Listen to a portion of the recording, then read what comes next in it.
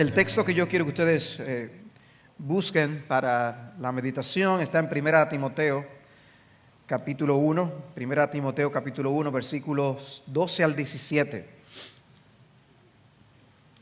1 Timoteo 1, 12 al 17, una porción que yo he titulado La asombrosa bondad divina desplegada en la salvación y en el ministerio. La asombrosa bondad divina desplegada en la salvación y en el ministerio. Y la verdad es que los himnos que hemos cantado no podían estar más a tono con esta porción de la palabra de Dios. Dice así la palabra del Señor: doy gracias a Cristo Jesús nuestro Señor, que me ha fortalecido, porque me tuvo por fiel poniéndome en el ministerio, aun habiendo sido yo antes blasfemo, perseguidor y agresor. Sin embargo, se me mostró misericordia, porque lo hice por ignorancia en mi incredulidad. Pero la gracia de nuestro Señor fue más que abundante con la fe y el amor que se hallan en Cristo Jesús. Palabra fiel y digna de ser aceptada por todos. Cristo Jesús vino al mundo para salvar a los pecadores, entre los cuales yo soy el primero. Sin embargo, por esto hallé misericordia, para que en mí, como el primero, Jesucristo demostrara toda su paciencia, como un ejemplo para los que habrían de creer en Él para vida eterna. Por tanto, al Rey eterno, inmortal, invisible, único Dios, a Él sea honor y gloria por los siglos de los siglos. Amén. Este texto que hemos leído nos presenta una imagen de un ministro que se pregunta a sí mismo, viéndose en el ministerio, viéndose en el servicio cristiano, y dice: ¿qué hago yo aquí? ¿Cómo puede ser que yo, un pecador, pueda ser un siervo de Jesucristo? ¿Cómo es eso posible? Pablo se pregunta: ¿qué hago yo aquí? Sorprendido por el inmenso privilegio de servir a su Señor. Y por eso este pasaje inicia con una nota de gratitud y concluye con una nota de alabanza. Todo lo que dice este pasaje es calculado a que termine en una expresión de adoración de parte de los hijos de Dios. Y no solo aquellos que, como Pablo, han sido llamados a servir en una dimensión como la que él tuvo, que sean misioneros, que sean pastores, sino todo hijo de Dios, para ser parte de esta diaconía, que es el término que Pablo utiliza aquí en este pasaje. Y hay pues esta nota efusiva y sentida de gratitud en el versículo 12. Doy gracias a Cristo Jesús nuestro Señor, que me ha fortalecido, porque me tuvo por fiel poniéndome en el ministerio. Yo doy gracias. Hermanos, no es Cristo privilegiado de que nosotros le sirvamos. Nosotros hemos sido privilegiados en poder servir a nuestro Señor Jesús. Y podemos unirnos a esta nota de gratitud y con efusividad también decir: Señor, gracias por permitirme el privilegio de servirte a ti. Y dice él en el texto: me tuvo por fiel. Y eso puede prestarse a confusión, como si Dios hubiera visto que yo iba a ser alguien fiel y por eso decidió ponerme en el ministerio. Pero no, eso no fue lo que pasó. El texto no está diciendo que Pablo tuvo de alguna manera algún tiempo de probar aún que él iba a ser fiel o algo así. Realmente lo que pasó es que Dios lo hizo ser alguien digno de confianza. Eso sí fue lo que pasó. Y eso concuerda con esta impresión que tiene Pablo. Pablo está impresionado de ser un siervo de Dios. De manera que es imposible que él esté refiriéndose a una fidelidad suya que merezca el privilegio, sino que Dios le dio el privilegio de servir como alguien fiel en el ministerio. Y todo el paquete de hacerle a alguien fiel y digno de confianza y ponerlo en el ministerio y en el apostolado y enviarlo como un misionero, él lo ve como, wow, qué privilegio. Y yo doy gracias a Cristo por eso. El relato que leemos en Hechos 9 nos muestra que Dios no le vio fiel cuando le salvó. El llamado de Pablo a ser apóstol y ministro se dio en el contexto mismo de su conversión. Fue un evento impresionante. Después de Cristo aparecer ante él camino a Damasco, él envía a Ananías hacia donde él, a quien Dios le da esta instrucción, el Señor le da esta instrucción. Ve, porque Él me es un instrumento escogido. ¿Quién lo escogió? Dios. Él me es un instrumento escogido para llevar mi nombre en presencia de los gentiles, de los reyes y de los hijos de Israel. Y dice en Hechos 26, dando el Pablo su testimonio, yo entonces dije, ¿quién eres, Señor? Y él dijo, yo soy Jesús, a quien tú persigues.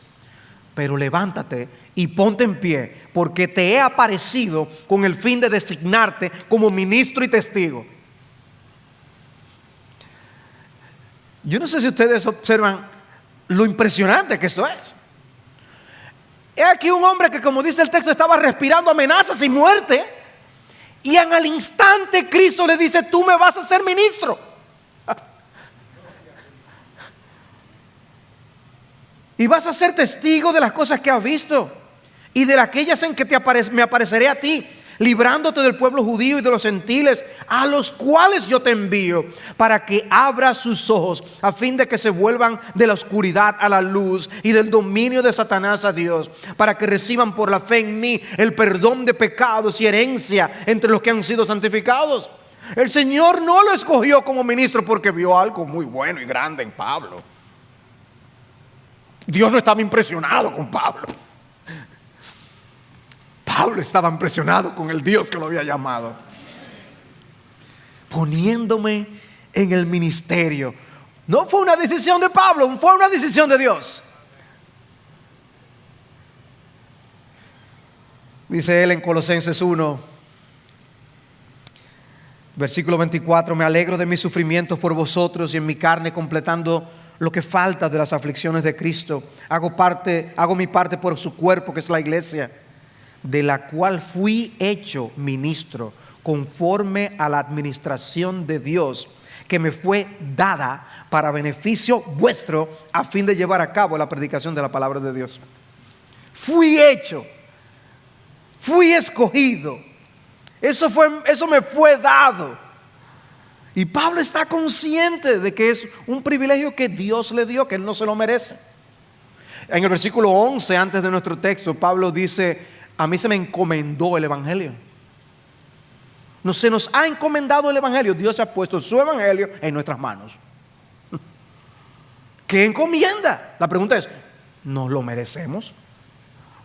¿O debemos postrarnos junto con Pablo y decir, Señor, yo te doy gracias? Gracias por el privilegio de servirte. ¿Qué tan agradecidos estamos? Dios tomó la decisión de considerar a Pablo para hacerle un ministro del nuevo pacto y poner su evangelio en sus manos. Ahora, cuando Pablo escribe esto, ya han pasado años, él está sirviendo al Señor, pero su impresión no ha disminuido. El impacto de la gracia de Dios en su vida no ha disminuido. El sentido de privilegio por servir a Cristo no ha disminuido. Él no estaba acostumbrado a servir a Cristo. Él seguía asombrado. Hermanos, debemos seguir asombrados de que seamos siervos de Cristo. Asombrados. Y esa gratitud debe estar presente en todo pastor. Amados pastores, mis pastores, ese sentido de gratitud debe hinchar nuestros corazones. Y ese sentido de gratitud, como siervos de Dios que somos todos, debe hinchar todos nuestros corazones. La palabra ministerio de nuestro texto es la misma que aparece en Efesios 4:2 para hablar de la labor que hace toda la iglesia. ¿Recuerdan ese texto? Nosotros hacemos la obra del ministerio. Todos hacemos la obra del ministerio. Es la misma palabra. Ese privilegio nos lo da Cristo sin nosotros merecerlo. De manera que tenemos esa nota de gratitud efusiva en el versículo 12. Pero también tenemos una nota biográfica y personal de salvación. Y está en los versículos 13 y 14. Una nota biográfica y personal de salvación. Dice Pablo: aún habiendo sido yo antes blasfemo, perseguidor y agresor, sin embargo, se me mostró misericordia porque lo hice por ignorancia en mi incredulidad. Pero la gracia de nuestro Señor fue más que abundante con la fe y el amor que se hallan en Cristo Jesús. Nosotros podemos dividir esa nota biográfica en dos partes. Hay un antes y un después. En el versículo 13, la primera parte habla de su pasado, antes de conocer a Cristo. Y la segunda parte del versículo 13 y el versículo 14 nos hablan de su vida cuando ya fue alcanzado por la gracia de Dios. El versículo 13 nos muestra un pasado oscuro. Aún habiendo sido yo antes blasfemo, perseguidor y agresor. En 3 palabras, Pablo resume su vida. Hay una multitud de pecados que Pablo cometió en su vida. Él mismo habla de la codicia en el libro de Romanos, explicando la obra que Dios hizo en su vida. Pero él destaca esos 3 como pecados que él ve en sí mismo y dice: yo no soy digno de servir a Cristo. Yo no soy digno de servir a Cristo. Eso fue lo que yo hice. Yo fui un blasfemo, yo fui un perseguidor, yo fui alguien que combatía contra la fe de Cristo. Agresor. Blasfemo. Para un judío como Pablo, un fariseo tan apegado a la ley, él mismo admitir que fue un blasfemo. ¿Saben lo que está pasando aquí? Que cuando él se dio cuenta quién es Cristo en verdad, él se dio cuenta que su vida era una blasfemia. Celoso de la ley judía, tan celoso que estaba dispuesto a perseguir a los cristianos. Un líder entre los fariseos. Pero ahora, al evaluar su vida ante la luz de Cristo, era como que él decía: ¿qué fue lo que yo hice? Mi vida fue una completa blasfemia contra Jesucristo, porque no lo traté como Él es, el Hijo de Dios. Y ahora por primera vez él entendía quién era Jesús. Y él se sentía indigno, blasfemo. En Hechos 26:11 él decía en su testimonio: castigándolos con frecuencia en todas las sinagogas, procuraba obligarlos a blasfemar. O sea, él dice: una de las cosas que yo hacía era obligar a los cristianos a blasfemar contra Jesús. Obviamente en ese momento él no decía que era una blasfemia hacer eso, porque Jesús para él no era Dios. Pero dice: ¿y qué es lo que yo hacía? Yo obligaba a las personas a blasfemar contra Dios, mi Salvador. Yo no soy digno. Y más perseguidor. Él salía a perseguir cristianos como si fuera de casa. Cogía su escopeta, se disfrazaba y salía a perseguir cristianos. Y al caer a tierra oyó una voz que le decía: Saulo, Saulo, ¿por qué me persigues? Y él dijo: ¿quién eres, Señor? Y él respondió: yo soy Jesús, a quien tú persigues. Y por eso ese nombre de perseguidor permanecía fresco en su mente, como si hubiera sido ayer. Y dice: un agresor. Ese término se usa para hablar de un agresor violento, alguien que trata con insolencia y con menosprecio a los demás, que hiere por el deleite de herir, que le gusta humillar al otro. Dice, ese era yo. Pero después el versículo 13, la segunda parte, y el versículo 14 nos muestran del lado oscuro de la vida de Pablo nos pasa un cambio brillante. Hay un sin embargo en el versículo 13. Sin embargo, se me mostró misericordia, porque lo hice por ignorancia en mi incredulidad. Se me mostró misericordia. Dios tomó la iniciativa e hizo algo sorprendente por Pablo. El Señor le extendió un brazo de misericordia. Pablo creía que él estaba bien, pero Dios lo veía como un miserable, digno de lástima, y tuvo misericordia de él. En el momento en que él mejor se sentía, más celoso. Wow, no hay nadie que se ponga a mi lado en celo, perseguidor de los creyentes, de los cristianos. Y Dios tuvo lástima de él. Y en su compasión, las entrañas de Dios sintieron amor por Pablo. Y fue rescatado.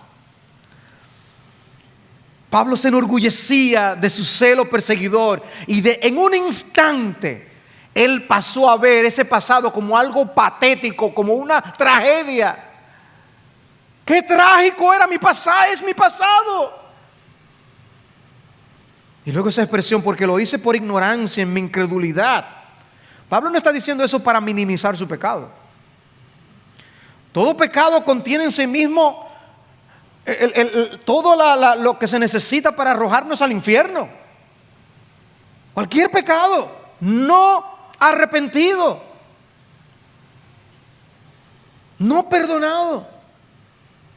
Como buen judío, Pablo sabía que había pecados que se cometían con desafío contra la luz de la revelación de Dios, y pecados que se cometían inadvertidamente por ignorancia.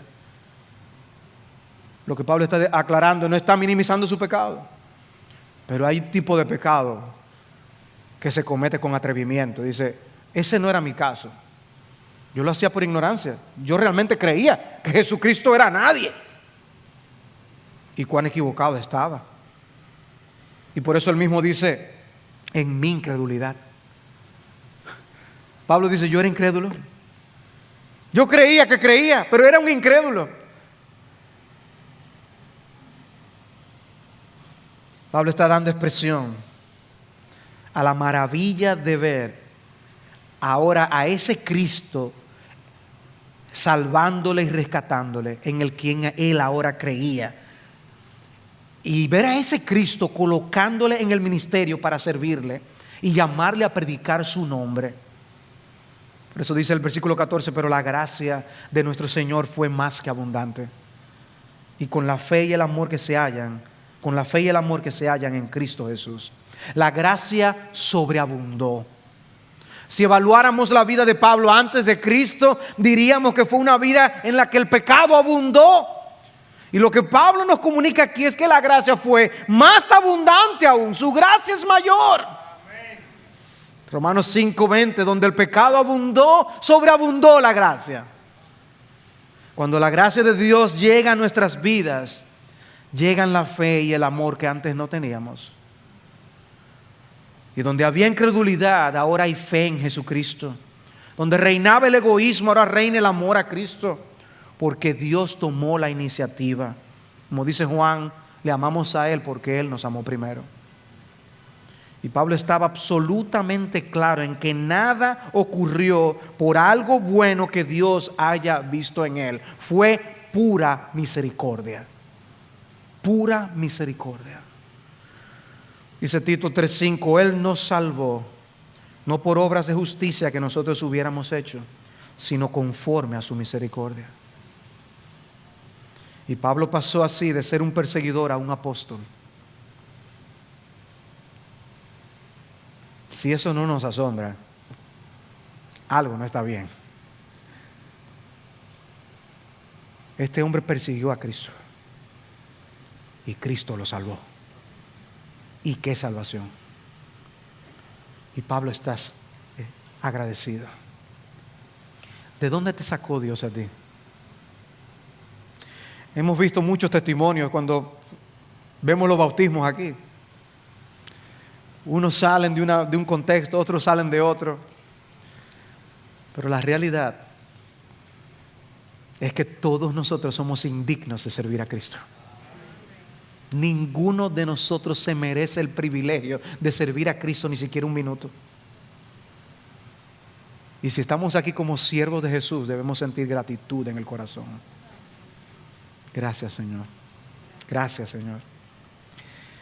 Pero decía un puritano, para que prediquen su misericordia, Dios ha escogido a aquellos que más han experimentado y sentido su misericordia.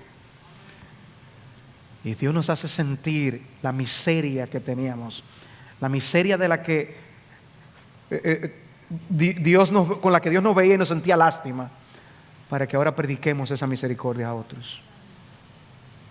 Porque el ministerio, hermanos, no es un derecho, es un don, es un regalo de gracia y de la misericordia del Señor. Y quizás este es un momento por el que algunos de ustedes deben preguntarse: Señor, ¿tú me estás llamando a servirte a ti en alguna otra dimensión diferente en la que yo te he servido ahora? Señor, no porque lo merezca,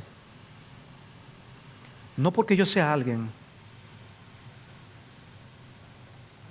pero tú me estás llamando a servirte de otro nivel, en otra esfera.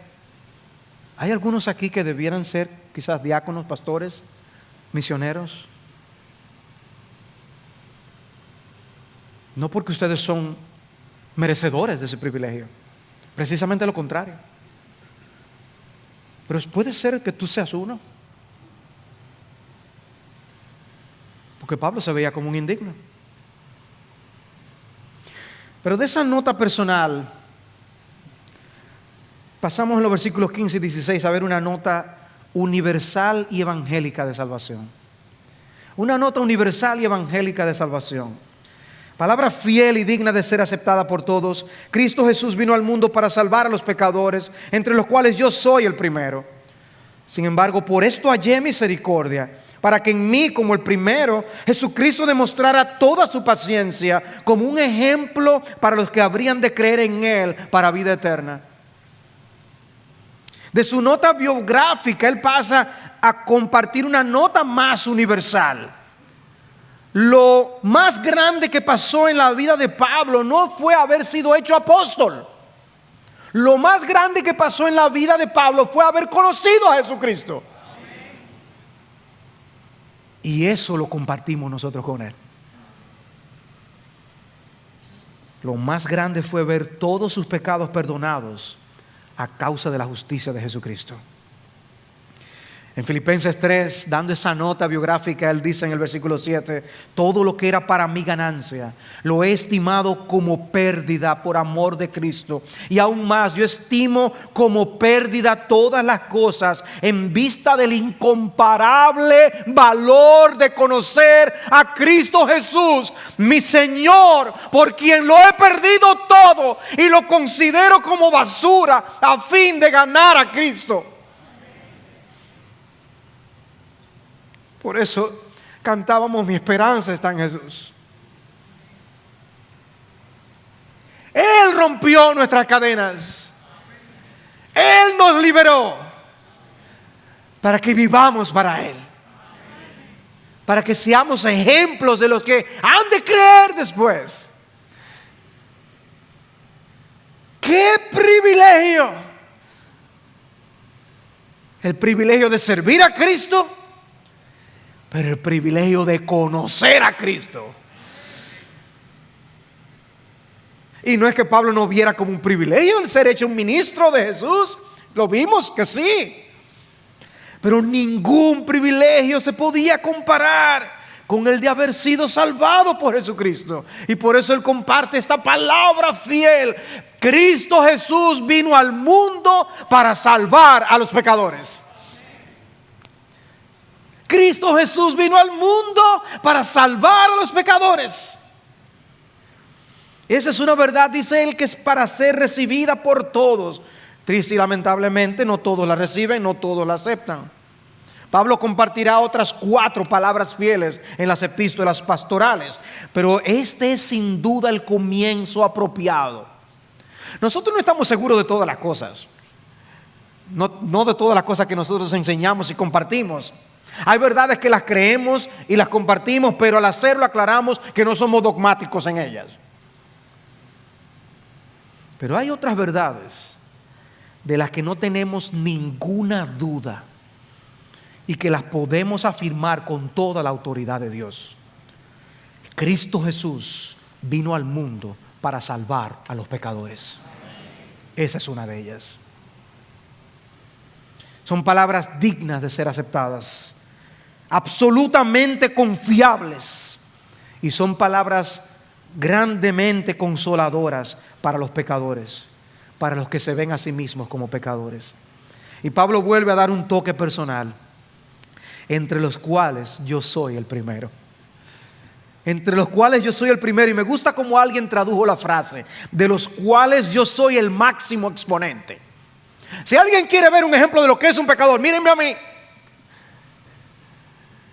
Yo soy el más grande, el máximo exponente, aquí soy yo. Y Pablo lo usa como un ejemplo, como si estuviera diciendo, mira, si yo perdoné a ese y lo salvé y lo hice mi apóstol, ¿qué no puedo yo hacer con los demás?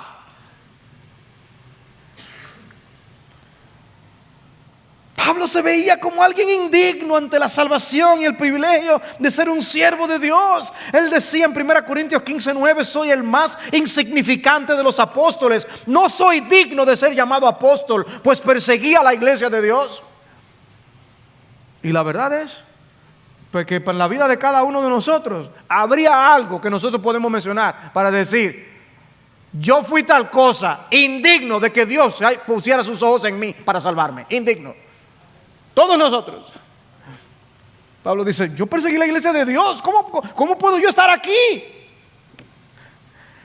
En Efesios 3:8, a mí que soy menos que el más pequeño de todos los santos.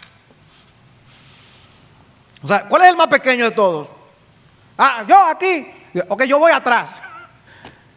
Yo soy menos que el más pequeño. Así se veía Pablo. Y entonces el versículo 16 nos habla del propósito de la salvación y del llamado de Pablo. Sin embargo, por esto hallé misericordia. Como si Pablo se estuviera dando cuenta. Mira para qué fue. Para que en mí, como el primero, Jesucristo demostrara toda su paciencia como un ejemplo para los que habrían de creer en Él para vida eterna. Él no dice por esto me salvó, ni por esto me llamó, sino que dice por esto hallé misericordia. La salvación la describe como el hallar misericordia, porque era un miserable que no merecía la salvación, para nada. Todo fue por misericordia, por la tierna compasión de nuestro Dios. Dios nos salva y Dios nos hace formar parte de su iglesia y nos hace sus siervos. Dios hace ese milagro.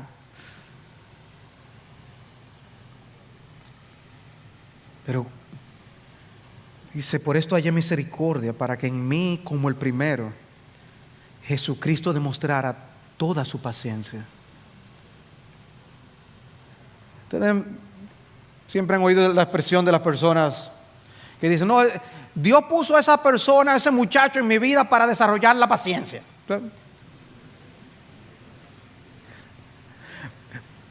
Es como si Pablo estuviera diciendo, si hay alguien en quien se ve la paciencia de Dios es con Pablo. Si hay alguien que debió hacer que la paciencia de Dios se desbordara, Pablo. Por eso lo dice, para que en mí se demostrara, no dice la paciencia, dice toda su paciencia. Dios tuvo que desplegar toda su paciencia en mí para salvarme.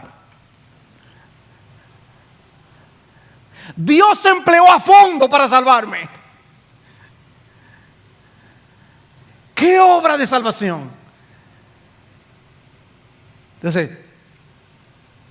si Dios salvó a Pablo, te puede salvar a ti. Como un ejemplo para los que habrían de creer en Él para vida eterna. Dios salvó a Pablo para usarlo como un ejemplo. Obviamente él recibió el beneficio. Pero dice, mi salvación es más que la salvación de Pablo. Mi salvación implica la salvación de muchos otros. Por eso hallé misericordia.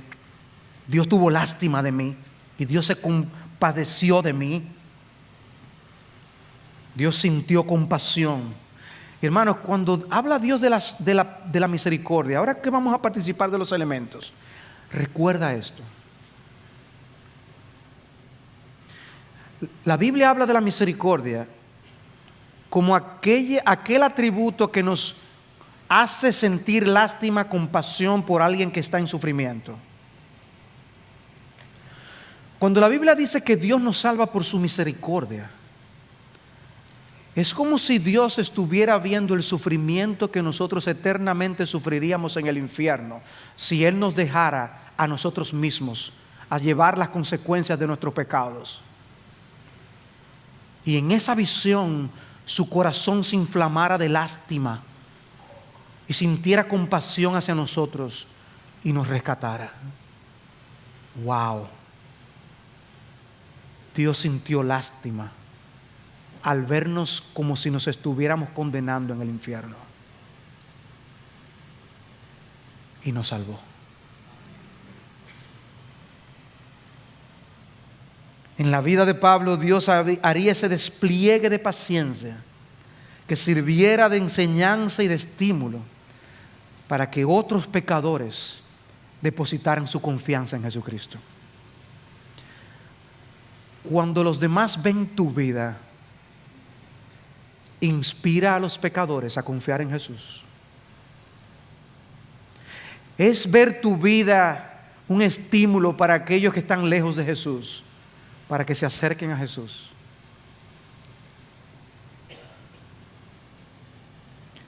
Un autor lo dice de esta forma: Pablo es la pantalla sobre la que Cristo proyecta su plan de salvación para cada ser humano.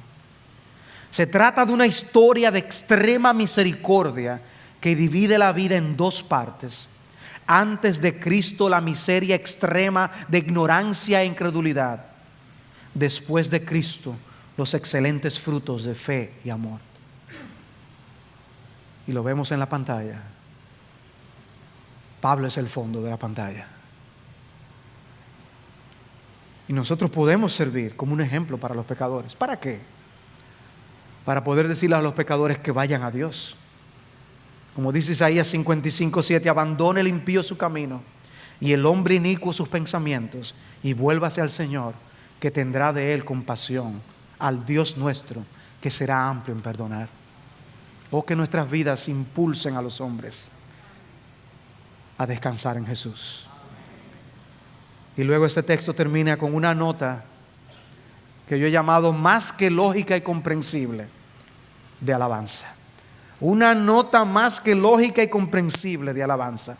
Dice el versículo 17: por tanto, al Rey eterno, inmortal, invisible, único Dios, a Él sea honor y gloria por los siglos de los siglos. Amén. Es la nota más lógica y comprensible ante las cosas que Pablo ha dicho.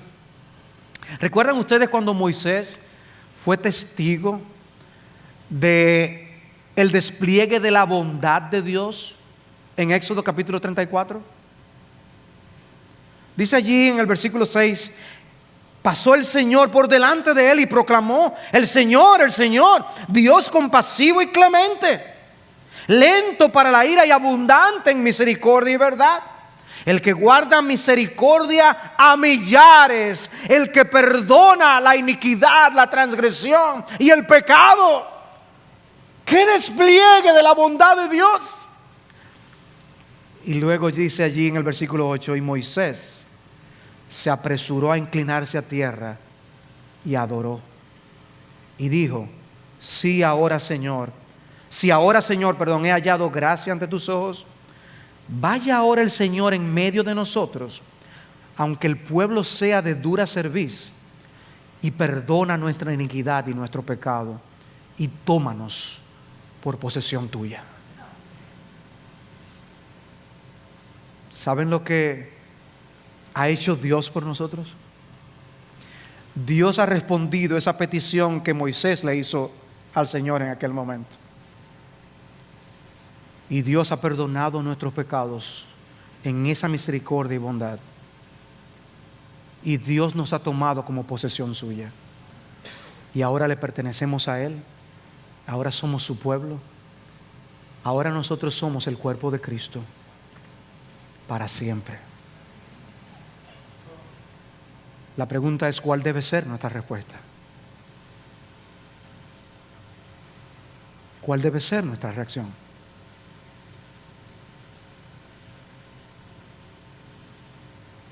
Señor, gracias. Yo no soy digno de servirte.